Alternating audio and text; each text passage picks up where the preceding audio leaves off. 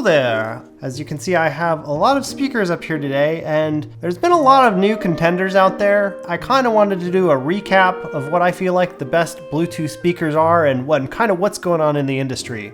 So let's talk about all the things I have here. Wow! So the first thing I want to talk about, Tribit and Soundcore have been the up-and-coming de facto brands for people who are looking for like a ultra high value speaker that's not super expensive. Most of the speakers up here go for the $70 range. As Soundcore and Tribit have been developing, they have becoming more and more alike the popular brands. For example, the Soundcore Motion 300 here and the Tribit Flow, while they're pretty much the same speaker and they both have like a boosting mode, they are really in competition with the Bose Flex here. And honestly, they look almost the same. And the sound quality is actually very similar. It ends up coming down to like which one is the better price for you and do you prefer to have the premium brand name attached. In general, I think the sound is not totally as good as some of the major brands, but it's so close that it doesn't really matter when you're listening to a speaker this small. In about 5 years, Soundcore and Tribit will be every bit as good as Bose is. The JBL Flip 6. This is just the classic JBL speaker, 12 hours of battery life, party mode, so you can link it up to other JBLs. The Flip 6 has a nice, warm, beautiful sound. It only goes for anywhere between like 80 and $100. It's also canted up about 20 degrees to give you that perfect kind of listening height to your ears. The JBL Flip 6 would not be complete without its extremely popular counterpart, the JBL Flip 5 here.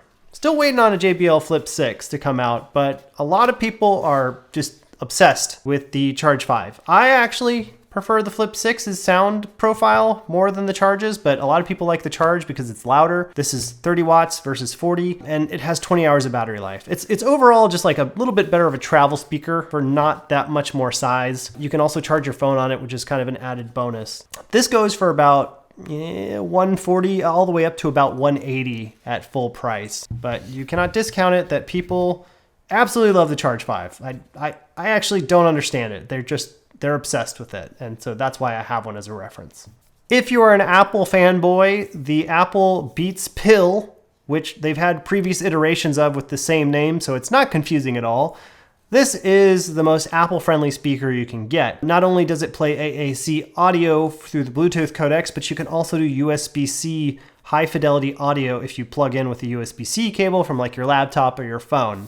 The Pill actually represents a pretty good value for money. It's got 24 hours of battery life and it's got that similar 20-degree angle like the Flip 6, but God, the sound of this thing, sometimes with the right music, it's extraordinarily clear. There's been some times where me and my viewers have been watching other videos and I'll just throw this one in and they're like, wow, that sounds really good. And I tend to agree. It also comes in a beautiful champagne color. This guy has been growing on me ever since I got it and added to the queue about 6 months ago. If battery power and style are your thing, well, the Marshall Emberton III here is probably your best bang for your buck. It's got 32 hours of battery life rated, which is absolutely insane. I don't know how they pack it in there without it exploding. This is the Emberton III, which is a very, very minor upgrade to the Emberton II.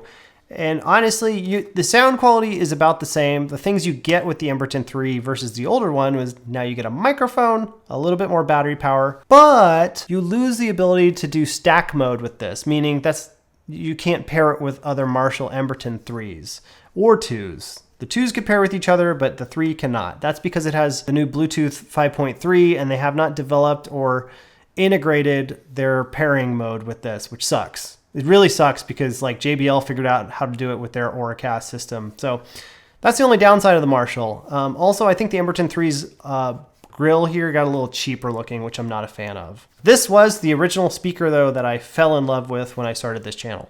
So I have to include it. The old Bose Flex. This is a classic. And yes, I know they have a Bose Flex version 2. I'm sorry, I still need to get it.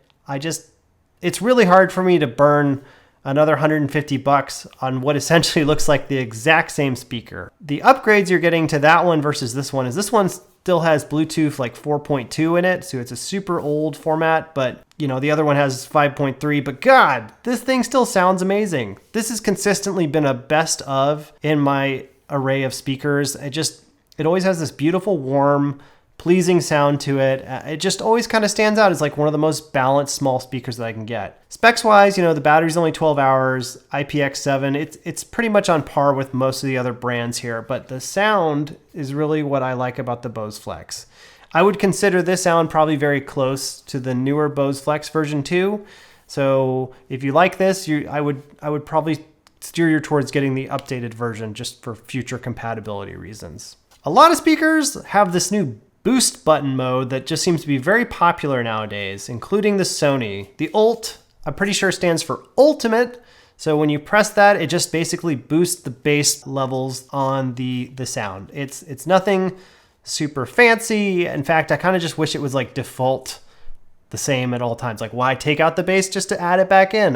I don't understand that, but it seems to be a popular marketing thing right now, and maybe there's something about it I don't understand. This speaker's also got microphone capabilities, and the Sony microphone stuff is usually pretty good, especially when it comes to noise canceling. It links up with other Field ones, so you can do like stereo mode, which I really did like the sound of that. Sony has been experimenting a lot with their kinds of speakers. They had a previous version that didn't look anything like this before the ULTs came out, and I wasn't a huge fan of that sound, but Sony's kind of catching up.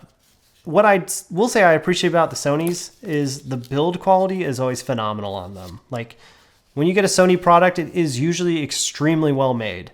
They just tend to have a slightly darker sound profile that sometimes people are not a fan of. So, without further ado, this all is meaningless unless you actually get to hear what they all sound like. So I have bought the Coldplay song that we can listen to, and we're just going to enjoy a nice little listening session with all these speakers. So get your headphones on and let's compare the sounds. Oh, take me back to the start.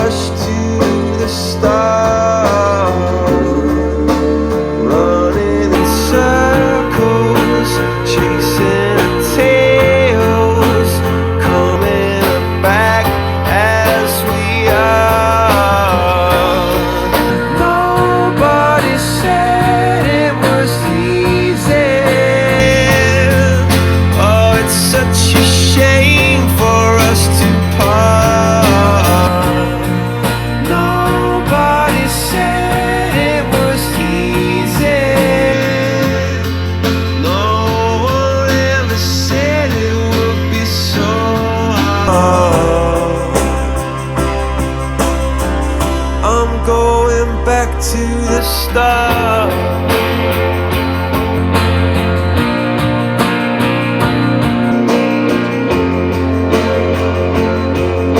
Now I've listened to Coldplay enough that I probably won't listen to them for a very long time in the future. You've got the old classics like the Bose Flex and the Emberton that absolutely do sound phenomenal. The newer speakers from Anker and Tribit all sound really good, including the Apple Beats. I think the two speakers that really stood out to me in terms of having like the really good high-end clarity for this particular song were the JBL Charge 5 sounded really good with the Coldplay song. The Apple Beats Pill sounded really good just in terms of sound quality. And I'd probably say the best buy out of all of these speakers, because it's so cheap and sounded so good, was the Tribit Stormbox 2 here. Actually, this thing sounds phenomenal for how big it is. I'm not saying like so much better than like the Bose Flex or the Emberton that it's like a no-brainer, but like it's significantly cheaper than those, and it delivers just as good, if not maybe better sound in certain areas. So my conclusion is the 3 speakers I have up here sounded the best for this particular song, but that changes for each song.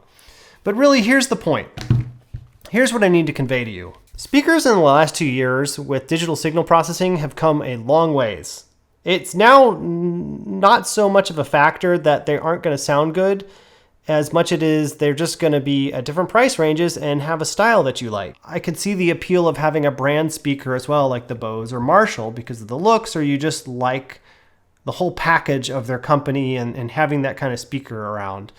But you're going to get good sound out of all of these speakers. It's insane how good they have all gotten. Like, when I first started reviewing speakers, they didn't all sound this good. Like, some were much more obviously worse than others, especially some of the real far off brands. But every speaker I played here today represents kind of all the up and coming and very established brands that I've listened to. So yeah, let me know if you did your test, which one you thought sounded the best to you on the microphone. Undoubtedly, it's going to sound different on the computer and what you heard. So let me know in the comments if you made it to the end. Thanks so much for hanging out with me. I hope you enjoyed listening to Coldplay with me. So see you later. Bye.